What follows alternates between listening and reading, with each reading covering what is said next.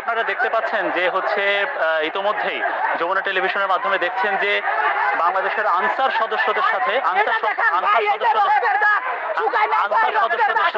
শিক্ষার্থীদের চরম একটা ঝামেলা হচ্ছে, সংঘর্ষ হচ্ছে এবং এই সংঘর্ষে বেশ কয়েকজন আহত হয়েছে। আনসারদের পক্ষ থেকে শিক্ষার্থীদের এদিকে গুলি করা হচ্ছে। আমরা যদি একটু শুরু থেকে বলি যে আজকে গত 2-3 দিন ধরে বিভিন্ন জায়গায়, রাজধানী সহ বিভিন্ন জায়গায় আনসার সদস্যরা তাদের চাকরি কেন্দ্রিক একটি সমস্যা নিয়ে আন্দোলন করছে। তো আন্দোলনের এক পর্যায়ে আজকে তারা দিনভর সচিবালয়ের সামনে ঘেরাও করে রেখেছিল এবং সচিবালয়ের সামনে ঘেরাও করে এক পর্যায়ে সচিবালয়ের ভেতরে সে দুপুর থেকে মোটামুটি বলা যায় যে অবরুদ্ধ করে রেখেছিল পুরো সচিবালয় কেন্দ্রিক সবাইকে।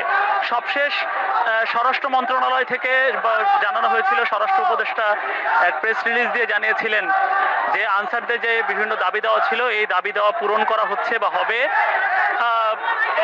তো তারপরে পরবর্তীতে দেখা গেছে যে আনসার সদস্যরা তারপরও সচিবালয়ে অবরুদ্ধ করে রেখেছিল এবং সচিবালয়ের ভেতরে তারা এই যে বৈষম্য বিরোধী ছাত্র আন্দোলনের শিক্ষার্থীদেরকে অবরুদ্ধ করে রেখেছিল। সচিবালয়ের 5টি গেট বিভিন্ন দিক দিয়ে তারা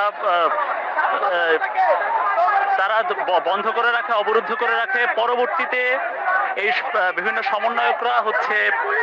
সমন্বয়করা শিক্ষার্থীদেরকে বা বৈষম্য বিরোধী ছাত্র আন্দোলনের কর্মীদেরকে তারা টিএসসিতে আসতে বলে। পরে টিএসসি থেকে